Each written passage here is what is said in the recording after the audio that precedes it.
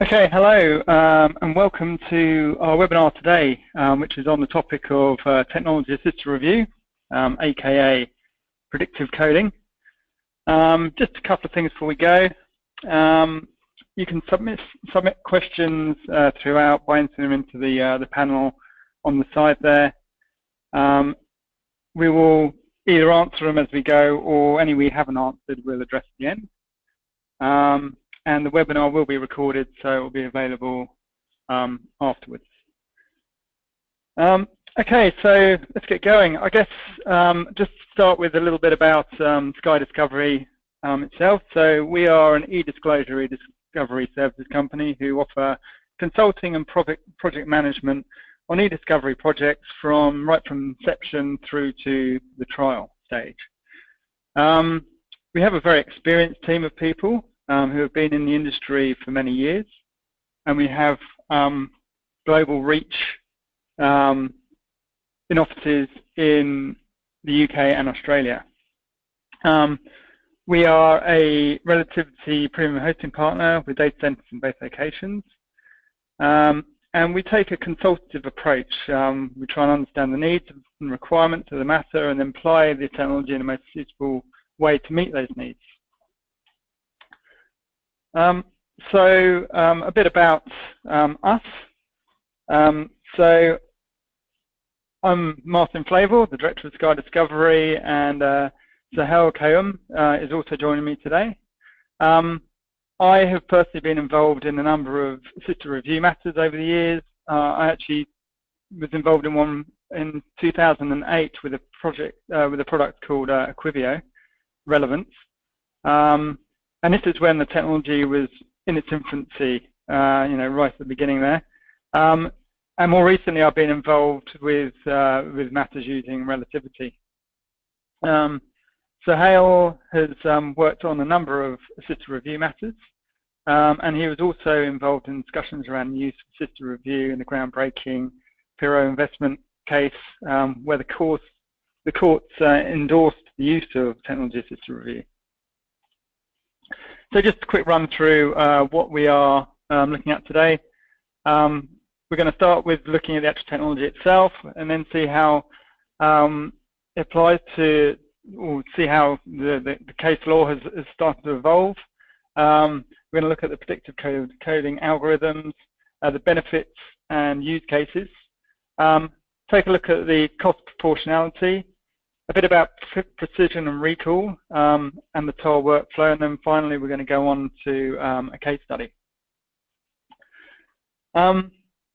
So the underlying technology, well, TOR requires analytics or a concept search index, and this index understands the relationships between words using algorithms. And those algorithms look at word frequency and how the words are commonly used together. Now, this index can be applied in a number of different ways. So firstly, I'll start with the structured analytics. So this is the tools which are used to do email threading and near duplicate detection. The analytics engine doesn't require any manual intervention. It runs its algorithms and provides you with the results. And then you have conceptual analytics, which goes one step beyond that, where it actually requires a bit of manual intervention. So with a bit of help, you can show the software what you're trying to achieve in certain ways. So such as categorization, you might introduce some terms which you want to pull together, or keyword expansion, you'd end some terms to come up with, to let the software come up with other terms. So there's human intervention there to try and to then allow the software to bring back more relevant responses. And then sort of the cutting edge of all of this really is the technology assisted review of predictive coding. And this is a process of actually training the system into producing defensible results. So it's powered by that conceptual word index, and it uses the human coding to make decisions on documents, and then taking that information, those coding decisions, it autonomously applies the coding decisions to similar documents. So what's the importance of this? I guess is the question here, and I guess the reason why it's come about is because of the big data and the great expansion of data volumes. And the courts have recognised this and have recognised that we need to have a look at technology to tackle this problem. It's gone beyond the point where we can just carry on doing things manually. And so the Piro investment matter was the first in the English courts, which actually led to a decision regarding predictive coding. And this was back in early 2016. And within that case, Master Matthews cited 10 factors which led him to favour the approving of predictive coding. Now, a number of those factors were related to other international decisions which have been made out of the US. Others were about the accuracy of the software and the way it's applied. But the one that stood out mostly to me was there was no evidence to show that the use of predictive coding software leads to less accurate evidence than manual review. And so I think that's important because that shows that there is confidence that it does actually work, and it works as well as, and if not better, than manual review. A second case which is notable was the second landmark case in the UK for predictive coding. In this particular matter, the use of it was contested, and even after it being contested, it was approved by the courts. So moving further afield into international case law, this already started in the US some years ago now, back in 2012. So prior to that, there was quite a lot of conversation about whether it could or couldn't be used, whether it should be used or not, and it was just building up to a matter which it was going to become instrumental. And it was Judge Peck that actually was the first to talk about it and to actually and to say that it was actually a way which could be a method which could be used to review and to disclose or discover, in that case, documents. So that was really groundbreaking. That was the first one internationally in the e-discovery sort of arena, which actually allowed for the use of the technology. And then there was various other matters in the US since then, but none internationally until 2015, when the High Court in Ireland made a decision, and Justice Fulham there held that predictive coding does discharge the parties' disclosure obligations. And again, he cited the US cases as well as part of his decision. And most recently, we've seen a decision in the Australian courts, in the Supreme Court of Victoria, where Justice Vickery allowed the use of technology-assisted review and said it was consistent with the principles of proportionality within discovery. So staying with Australia just for a moment there, they did actually go one step further in the Supreme Court of Victoria. They were going through their practice notes to update them, and through that process, they decided they would actually include reference to technology-assisted review, and they have said that in large cases, technology-assisted review would be an accepted method. So I think they've actually sort of leapfrogged in front of the rest of the world in regards to actually practice directions or practice notes to endorse this type of technology, and that came into effect at the beginning of this year. So, what are the benefits of TAR? It's mainly about cost, and that relates to these three subjects here of time, cost, and accuracy. So, time technology-assisted review is faster than linear review because you have to, there is less documents to review manually. The cost is less because as there is less number of documents to review, there's less lawyers' time required to do that review. And that is one of the largest costs in disclosure in litigation. So to reduce those costs of them manually reviewing documents is always going to drastically reduce that cost.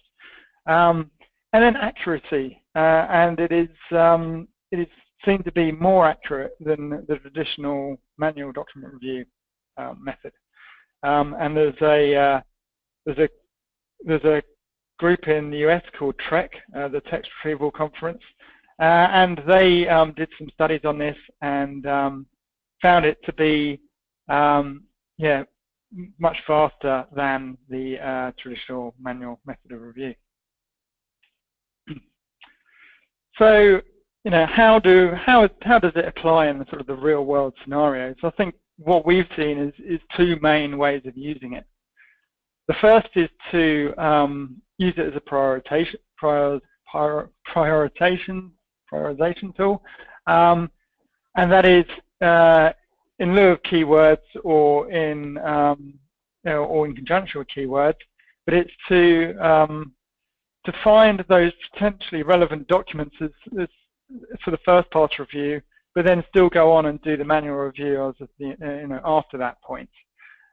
So basically, in that scenario, you're reducing the number of non-relevant material that the lawyers have to look at.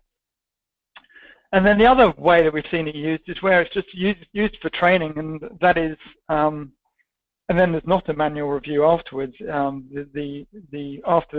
After the training has been done and the results have been applied to the set, the documents are then disclosed or discovered, and there is no further work done manually checking those documents. Now, the first is obviously what people are more comfortable with at this stage, and then we're seeing most of the time. However, as we get to our case study at the end, you'll see that the second one here is actually the one, the method which was chosen in that particular case. So now I'd like to hand over to Sahel to go through how this all works.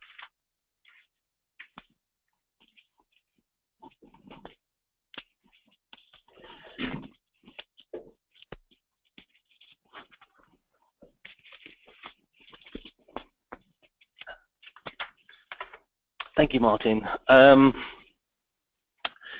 So as Martin suggested, so let's just go through how this works. So let's start with the latent semantic indexing. So how the index is created and the difference between a conceptual index and a DT search index. So this example here we have, again, we're going to be using very basic examples here, hopefully to show it work in practice for this presentation.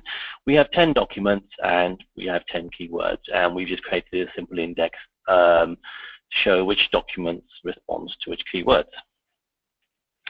So normally, the traditional method, you type in, you have a set of keywords, you type that keyword in, and the documents that respond to it are returned. Example here, we're looking for the word dog, and you can see documents 2 and 9 are returned. Pretty straightforward.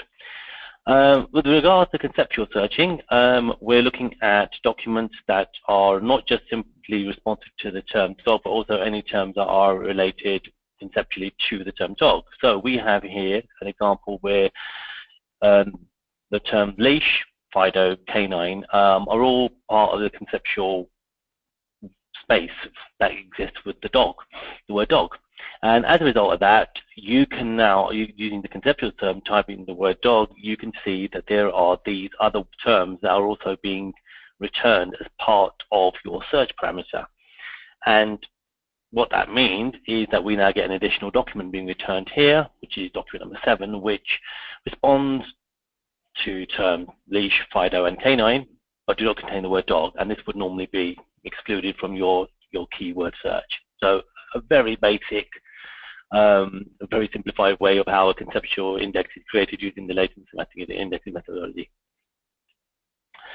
And how that is used with regard to this review is you're actually looking at a document and you're looking at the first thing is you're looking at the four corners. So whatever is in the actual document itself, you're not basing it on any attachments, you're not looking at any hyperlinks or links to other documents.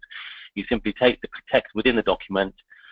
We remove the metadata as much as possible. The only metadata that you tend to get included in an email, for example, would be the subject. We remove footers, obviously the author, recipient, etc. So it's just text that we're looking at here. Again, just to confirm that parent document attachment is not considered. Where there's large documents, where there may be a number of pages, but there's only particular paragraphs or phrases within that document that you think are going to be relevant, then there are ways that the system can be developed or adapted to just take that particular extract or excerpt of that text. Relativity has a way of doing it where you can drag over a selected text and put it into a box and ask it to include just that portion of text in its conceptual index rather than the whole document. Generally, numbers are excluded unless they're part of a word. So numbers 1, 2, 3, 4 excluded. But if it's T01, for example, or you're looking at prod 1, sometimes they will get included as they may be able to form part of a conceptual universe. And the mathematical system is based on complex algorithms, so therefore you can use foreign languages, and it will take them. It takes word association, put them into the sensitive space. So therefore it takes that into account as well. Again, just a quick reminder. The reason why we're doing this is very simply we're looking at making a review efficient. We're looking at making it proportionate, and as Marcia mentioned, the TREC has scientifically proven that in large data sets that TAR is scientifically proven in large data sets to be more efficient and cost effective than a linear or a keyword review. So how do we define our search? So I'm sure you have experienced a number of ways in which an assisted review case is set up in terms of the universe. So this is just another way of trying to explain it to you, and hopefully it's a clear way. Let's just assume that I'm going fishing and I'm looking for green fish. So I found some lure that basically encourages green fish to get nabbed onto the line, and I can pull up to safety or into my fish, into my net. So I go fishing and I catch 10 fish. And of the 10 fish that I catch, 3 of them are green and 7 are orange. So based on the 10 fish, I've got a precision of 30%, i.e. I've managed to get 3 out of 10 correct. So my lure, I wouldn't say it's super accurate, but that's what it's got me. Now the recall refers to how many fish could I actually have caught that were green. So in this example here, there were 5 green fish in the lake. I caught 3 of those fish, so there's still 2 that remain free, so my recall is 60%. So again, very simple way of just describing the difference between precision and recall. And in terms of actual definitions, the precision is measuring the quality of our final set. So if we're using relevant as an example, it is the percentage of documents that we review where we actually locate the relevant documents. And the recall measures the completeness. It finds out how many of the percentage documents we actually find compared to what we actually miss. Now, normally, the idea here is that e-discovery tends to look between 70 and 80% in both precision and recall, and you try to have a stable situation where that number remains consistent and you are happy with your results. Now, the problem we have with recall and precision in a disclosure is we don't really know what's in our lake. We have a document count. That document count tends to change, but we tend to reach a point where we have a document count, but we don't actually know what we are actually looking for, i.e., well, taking the example of on my lake, I don't know how many documents how many fish there are in there that are green or orange. So what we need to do is we need to calculate this, and the way to do this is using a control set. So this is a sample. It's usually a statistical sample, and it's based on a confidence level that is agreed. Now, what is a confidence level? Well, the confidence level is just to find out what you actually want to, how much of a sample do you need to review to be confident that you're going to get the right results. Now, pharmaceutical confidence, when you're looking at something that requires, that could lead to injury or death, it could be quite serious. You want a high level of confidence, so the sample of size will increase. So you have a 16,500 sample size here, and that gives you a confidence level of 99% of results. You compare that with the census. where they're looking at 90%. This could be an exit poll after a general election where you want to just simply grab as few people as you can to give you an indication as to how people voted. So there you're looking at a sample size of only 250 odd for a population of 5,000, and you get 90% confident. As with most things in the legal profession and civil litigation, there tends to be a reasonable proportion side of things, so it's a balance in between the pharmaceutical side of things and a census confidence. And 95% with a margin of error of 2.5 is considered the norm at an industry standard. And what that tends to give you is a sample document size of 1,500 documents in your sample if you had a population of 100,000. I'm sure some of you have seen this before as well, or at least in a graph format, if not in a table format. The beauty of maths, as I like to say, is that this sample size does not necessarily increase in the same way as your population does. So as you can see, we started at 1,500. If you look at the second table, the population is 100,000 documents and the sample size is 1,500. If we increase that population by 10-fold and have 1 million documents, the sample size doesn't increase by 10-fold. It actually drops down. It actually increases by 21 documents. And then if you go up even further to 10 million, the sample only goes up by a little bit. So what you can say here with a great degree of confidence is that by looking at just over 1,500 documents, if your document population is over 100,000, you are looking at a statistical sample. So what we would do here in terms of our assisted review and looking at creating our control set, so this is the teacher's edition of the exam, which has the answers to our questions. We would take 1,500 documents and we would review those usually a subject matter expert or someone with a high level of knowledge of the case, and that will be set aside and will be used for the basis of the results that the system does. So what we're doing here is going to show you, in essence, a sample of that process. So rather than looking at 1,500 documents, we'll look at just 20 documents. So here's my control set. There are 20 documents, and you can see the number 1 to 20. Documents 1 to 10 have been tagged as relevant, and documents 11 to 20 have been tagged as not relevant. So what we're going to do here is we're going to take these 20 documents, put it to the side, and we're going to start asking the system to learn from the document universe and then apply what it's learned to this control set to see how it's learned and how accurate it is compared to our control set. And that's, in essence, the general assisted review process. Yes, there's lots of iterations, there's lots of methods about it, but that is the general idea. What we're trying to do is say, here's my result. I've taught the system, did the system understand me correctly, and did it get to the same or as close to similar as my result as possible? So we do that. So we send off the 100,000 documents. We've given a sample to the system, to the team. We took those 1,500 of those. We reviewed them. The system applied it to the 100,000 documents. And now we look at those results. So what we've done, we've done that. And the first time the system looked at those results and we compared, and it tried to tag the control set with what it learned, it managed to get these results. So the blue is your recall. So as you can see, the system has identified 3 documents out of the relevant set as relevant. So its recall is 3 out of 10. So there were 10 documents more relevant. It found 3 of them, 30%. Its precision is in the red square. So it's identified 6 relevant documents, but of the 6 it identified as relevant, it got 3 of them correct. So its recall, its precision is 50%. And what this shows us is it's not getting the results great, but also you'll notice there are some grey ones as well. So document number 1, for example, is still marked as grey, and these are the uncategorized. So basically, the system hasn't learned enough about the document universe to make a decision on a number of documents.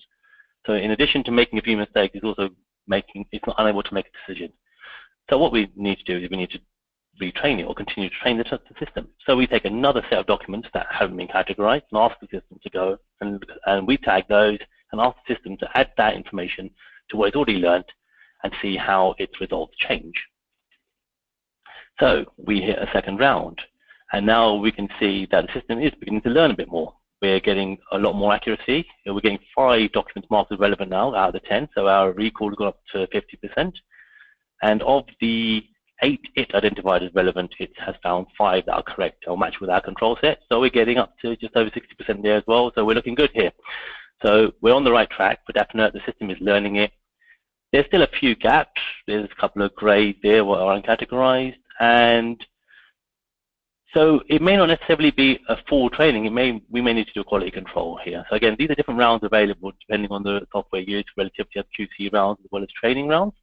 And the QC round is to just simply verify what's being taught is being taught correct. Just, for example, it may well be that someone made during your sample review of that statistical sample, that there might be a human error, and as a result of that, a document got tagged as being used as an example that probably shouldn't have been, and then as a result, that's affected how the system understands that document. So what we can do is we can say, here's a sample of documents for QC, off you go and QC that, apply that to the rest of the universe, and let's see what we come back with. And then after round 3, we can now see that the system has gone up to 80%. It's managed to identify 8 documents as relevant out of the 10 that we tagged. And of the 9 it found as relevant, it found 8 of them. So we are now up to just under 90% precision. So at the start, we were looking at between 70 and 80% we wanted, and we've got that. So what does that mean next? Well, the next thing here is either a linear review of the uncategorized documents. So we have 1, 2, 3 documents there in this example here that haven't been categorized, so that we'll need to look at those to decide whether they're relevant or not.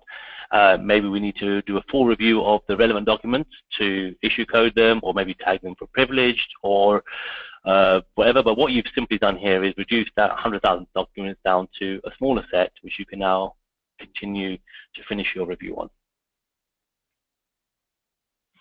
And I'll just hand you back to Martin now. Thank you. Thank you, Tal. So, just to now quickly run through a case study of a matter we did recently. There was, in this particular matter, there was 109 custodians, and so there was 109 mail stores, which we need to have a look at and need to be reviewed. And out of that data set, there was best part of 2 million documents after the data was processed, but prior to any deduplication or any further culling. After the culling, so those date ranges were applied, we got the data set down to just under 200,000 documents, which is, a decent cull, just 10% less.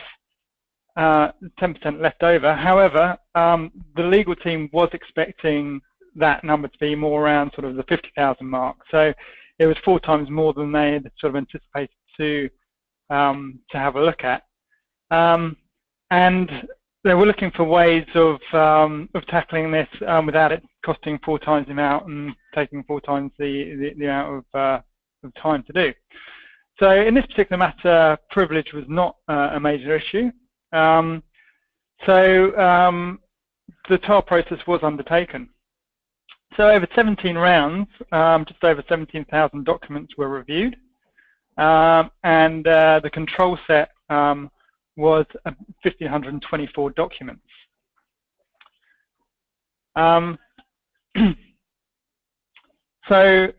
We went through quite a number of rounds. So sorry, just moving back. So we went through seven rounds of review, and then the final 5 rounds yielded minimum changes. So the precision recall wasn't really changing; it stayed around that 70% mark.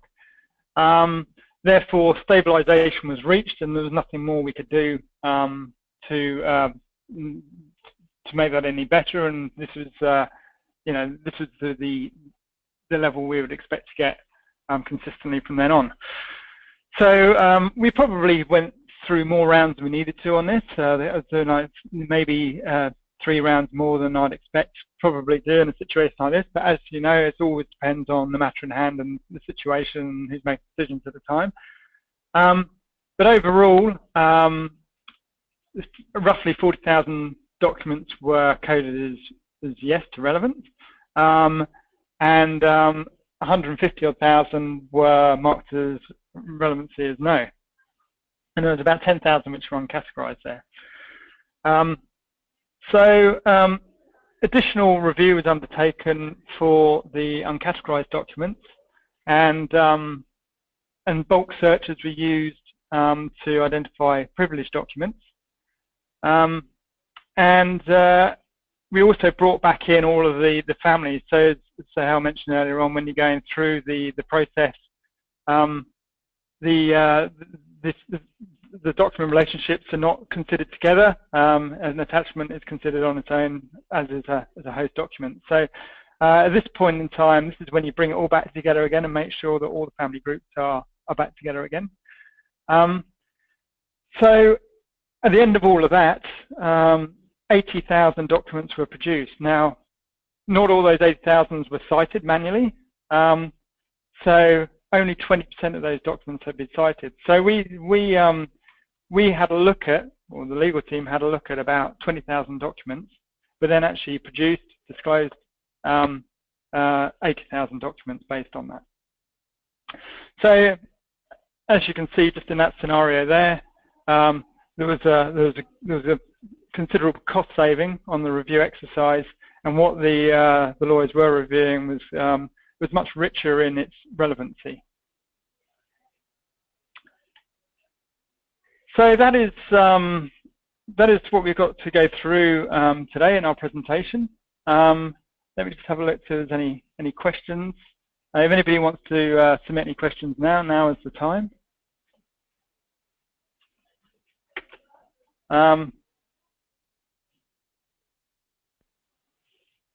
Okay, there's one here saying, you said it was suitable for large cases. What's a large case? I mean, for a sister review to really be effective, I'd say you'd need at least 25,000 documents, probably more towards 50,000 documents, and anything above 50,000 documents, I'd say it would be worthwhile doing. So I guess when we're talking about large cases, we are talking about those cases which are 25,000 documents plus. Now, it does depend also on the nature of the matter and the issues in the matter and how precise they are.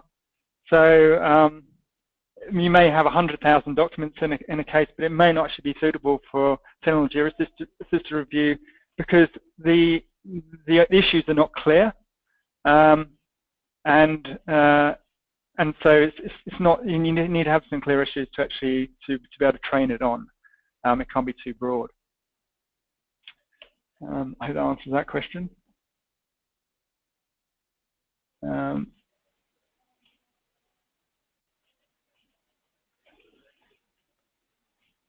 we've got another one here.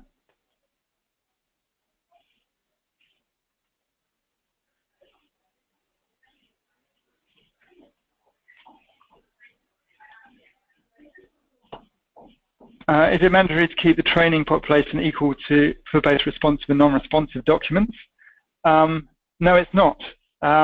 It can be a targeted set of training documents, so you can use keywords for that training set. It can be a stratified sample of documents.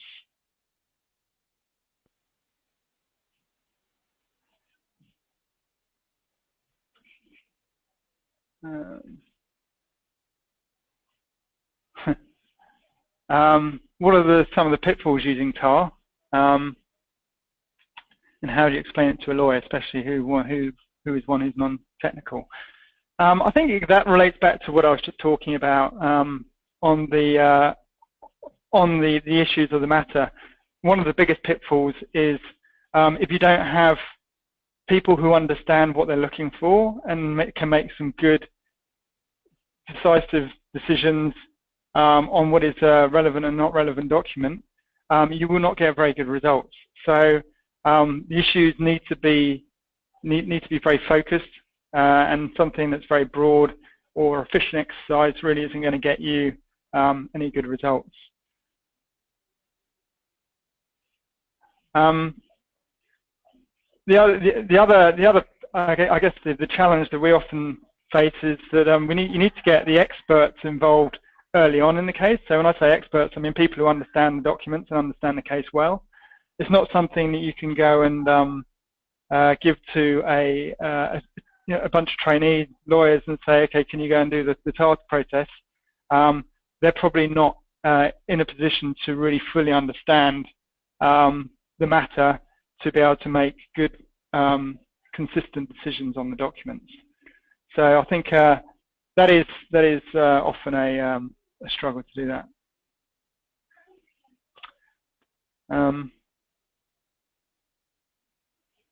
And sorry, just on the first part of that question, really, how do you explain it to a lawyer?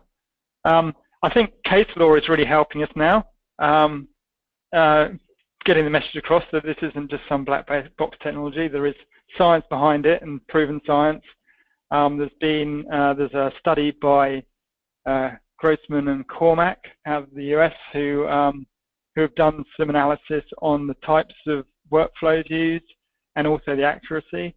And then there's also the TREC study that we mentioned earlier on, which focuses on the accuracy. So there is evidence, I guess, to point them towards to prove that this is a reliable and accepted method of doing things. Let's see if I've got any more questions.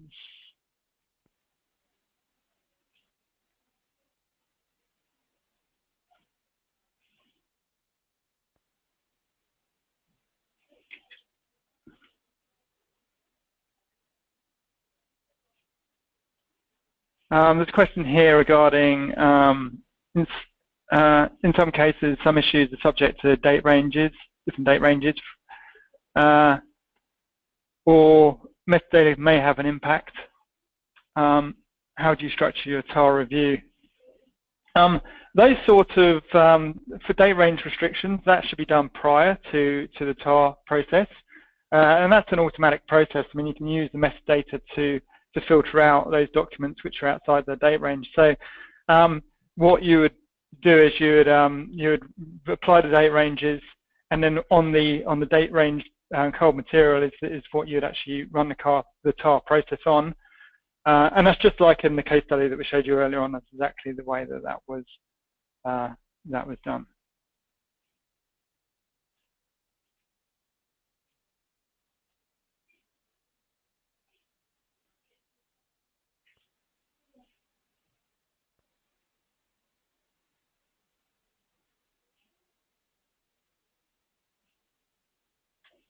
Okay, so there's a question here, is there a standard protocol that they should adopt for disclosure of the information?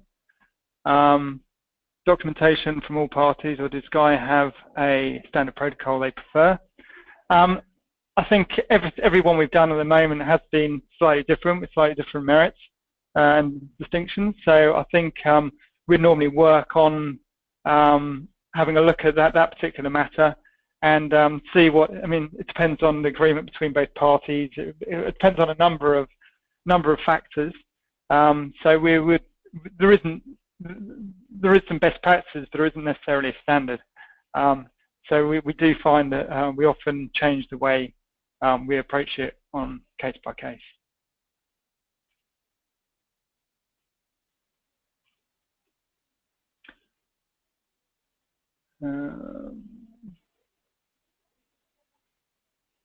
What type of technology were we using in the case study? We were using relativity. So this was using relativity just to review workflow.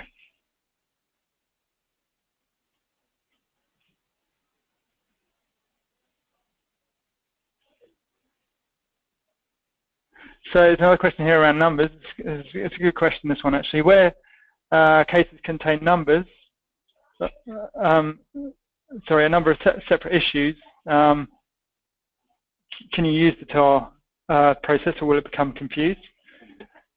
Probably the best way to deal with this is to actually to focus either on a particular issue or to break them down into sub-issues.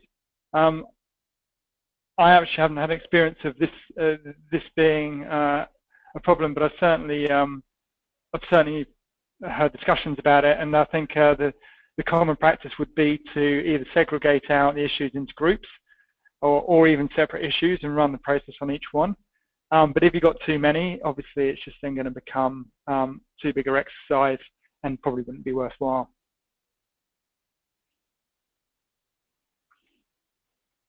Oh, I've got quite a few questions here.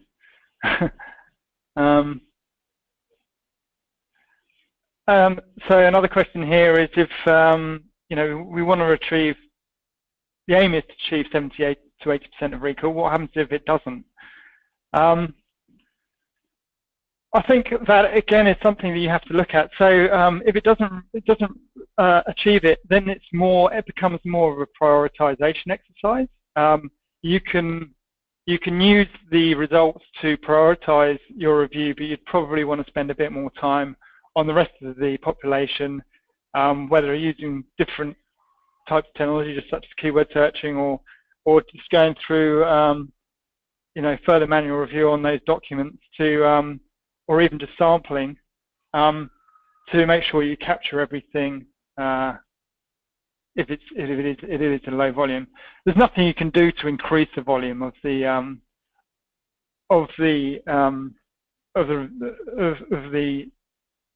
recall and precision. So it is what it is, really. And so once you've come to stabilization, that's where you end up, and then you'd have to make a decision from there. Okay, I think I've covered all the questions here today. If you've got any other questions for me, always happy to answer them. Please do email us.